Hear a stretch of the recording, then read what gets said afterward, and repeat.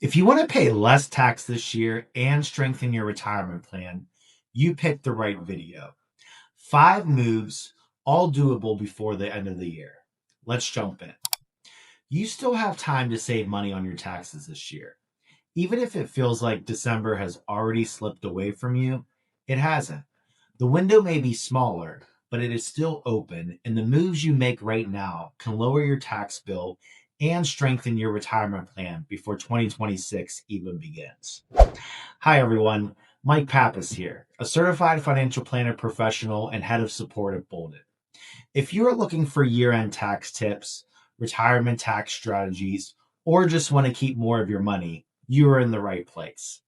Today, we are walking through 5 smart year-end tax moves that can make a real difference for your finances. Number 1 is something you can update through your payroll site in minutes. Number 2 might require a quick stop at Walgreens or CVS. And number 5 not only helps with taxes, it also lets you support the people and causes you care about most. And by the way, these are the same types of moves financial planners look at every December with their clients. They really do move the needle. So stay with me until the end. These final weeks of the year can still be incredibly valuable. Let's start with a move that is both easy and powerful. If you are still working, you probably have 1 or 2 paychecks left this year. And that means you still have time to reduce your 2025 taxable income. For 2025, the contribution limit for workplace retirement plans like 401ks, 403bs, 457 plans, and thrift savings plans is $23,500.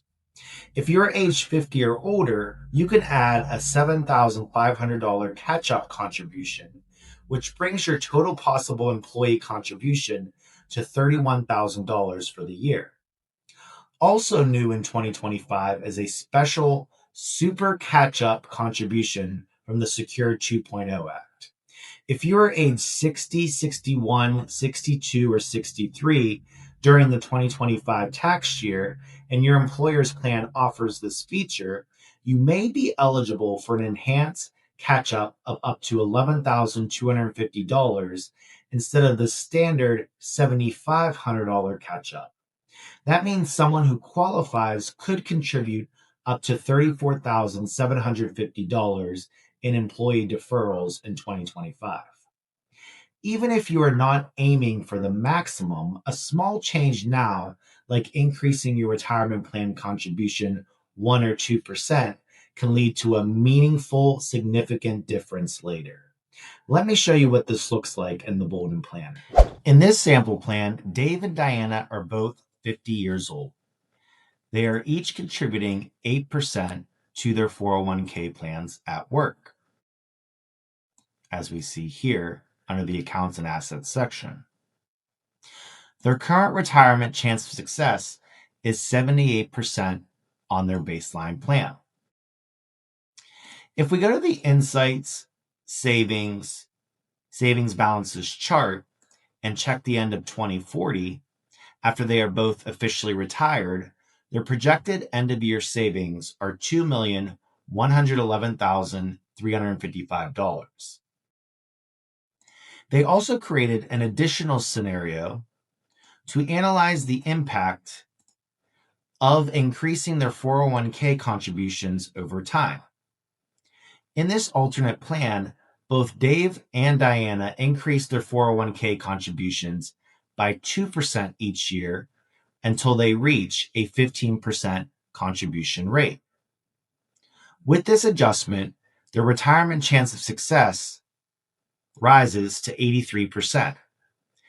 And if we go back to Insights Savings, the savings balances chart, at the end of 2040, their projected savings increased to $2,306,355, which is $195,000 more than their baseline plan projected savings at the end of 2040.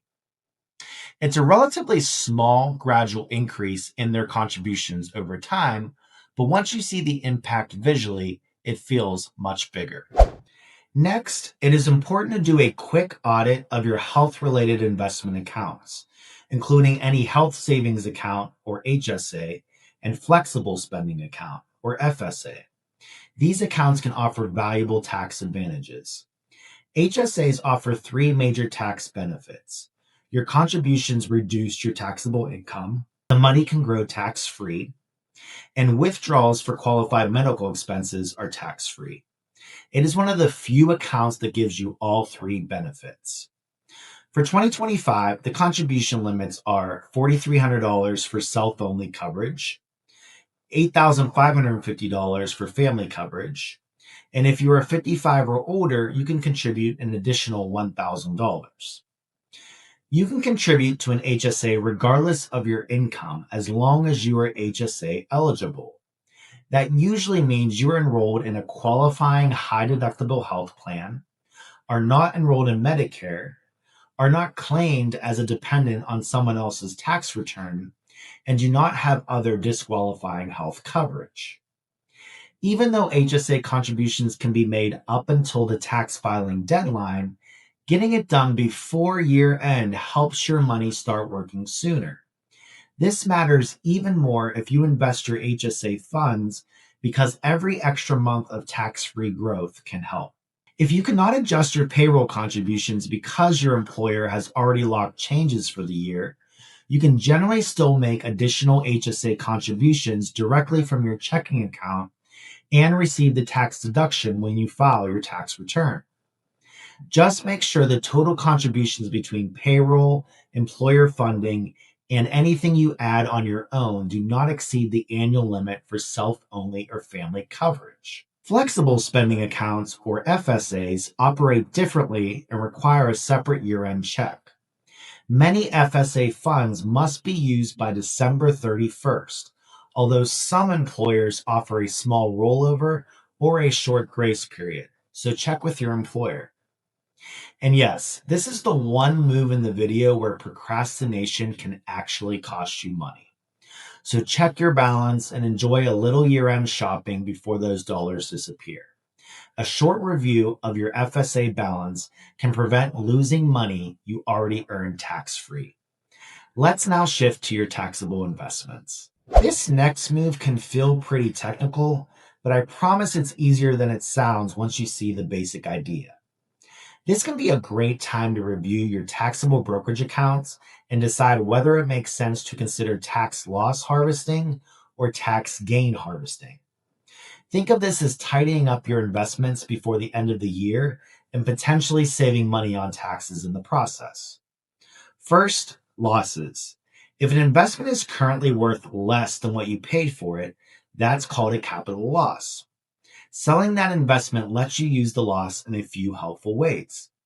It can offset capital gains from investments you sold at a profit in 2025. If your losses are larger than your gains, up to $3,000 can reduce your ordinary income for the year, and any leftover losses can carry forward to future years. One important rule to be aware of with tax loss harvesting is the wash sale rule. This says that if you sell an investment at a loss and then buy the same or a substantially identical investment within 30 days before or after, the IRS will disallow the loss. The easiest way to avoid it is to wait more than 30 days before repurchasing the same investment, or choose a different fund that is similar but not identical. Meanwhile, tax gain harvesting involves selling an appreciated asset held for more than a year to qualify for long-term treatment, and then immediately buying the same investment back. This strategy is most beneficial when your taxable income falls within the 0% long-term capital gains tax bracket. If you sell, you can then repurchase your positions, which resets the cost basis and minimizes the amount of tax to be paid on future gains. Even if you're not in one of the lowest tax brackets, you may still consider selling winning investments to reset the basis if you're also harvesting losses this year.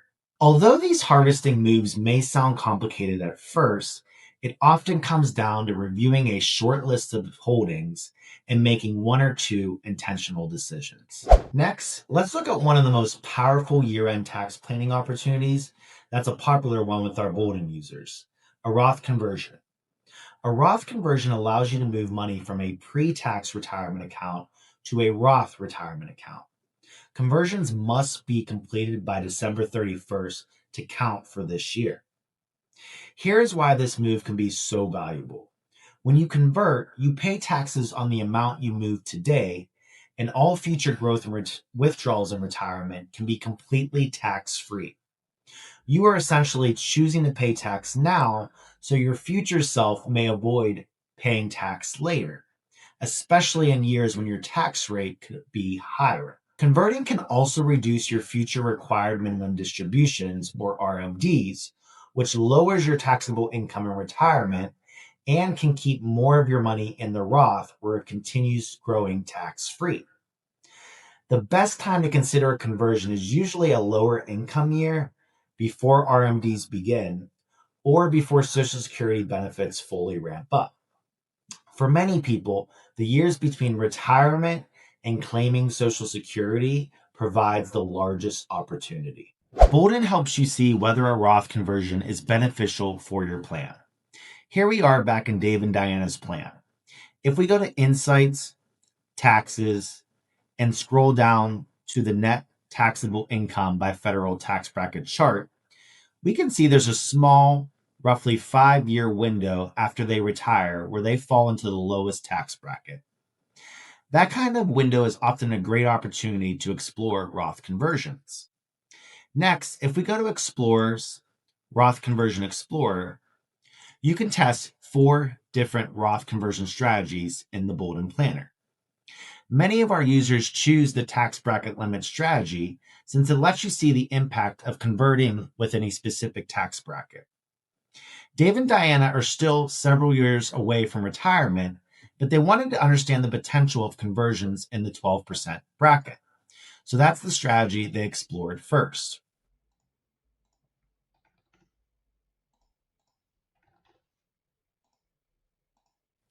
After running the Explorer, and based on their current assumptions, completing 4 Roth conversions in the 12% tax bracket during that post-retirement window could potentially increase their projected estate value by more than $230,000 and reduce their lifetime taxes by approximately $58,000. As you can see, this can be a powerful strategy. If Roth conversions have been on your mind, consider this your reminder to run the numbers this week, because conversions must be completed by December 31st for the current tax year. For the final move, let's talk about smarter charitable giving, because this is where tax planning and your values can work together. If you already plan to give this year, there are ways to make your generosity go further, both for you and the organizations you support. Here are 3 simple strategies that can increase the tax benefit of your giving. Donating appreciated securities. If you have investments that have grown in value, donating shares you've held for a year or more can be one of the most tax-efficient ways to give. Donating the shares directly instead of selling them can help you avoid capital gains tax altogether. The charity receives the full value, and you may receive a deduction for the fair market value of the asset. Bunching several years of giving into one tax year. If your itemized deductions are close to the standard deduction, grouping multiple years of charitable giving into a single year can push you over the threshold and allow you to itemize in that year, which increases your tax benefit. Many people use a donor-advised fund to accomplish this. You get the full deduction in the year you fund the donor-advised fund, and you can distribute the money to charities over time. Use a qualified charitable distribution, or QCD, if you're age 70 and a half or older. A QCD lets you send money directly from your IRA to a qualified charity, and the amount is excluded from your taxable income. This can help reduce Medicare premiums, avoid a higher tax bracket, and potentially lower the taxes you pay on Social Security benefits. QCDs must come from an IRA, not a workplace retirement plan like a 401k. For 2025, you can donate up to $108,000 through QCDs thanks to the inflation index limit. For married couples, each spouse can use their own $108,000 limit as long as the QCD comes from their individual IRA. And once you reach the age for required minimum distributions, or RMDs, QCDs can count towards your RMD for the year. Each of these strategies needs to be completed by December 31st to take advantage of the tax benefits for this year. Look out for Boldin advisor Bruce Lorenz's video in the coming weeks, where he will walk through real examples and help you see which approach may fit your situation. To wrap up, these 5 year-end moves are some of the most effective ways to lower your taxes, strengthen your financial foundation, and start 2026 with confidence. And you do not need to do all 5. Even taking action on 1 or 2 of them can set you up for a stronger year ahead. Year-end planning is not just about this year's tax return. It is about giving your future self more clarity, more control, and a more stable financial path forward. These small choices add up in a big way. If you found this helpful, subscribe for more videos on retirement planning, taxes, and making the most of the Boldin Planner. And if you want to see how these moves affect your personal plan, try the Boldin Planner for free. It is one of the most effective ways to understand your financial future with confidence. Thanks for joining me today. Wishing you a strong finish to the year and happy planning.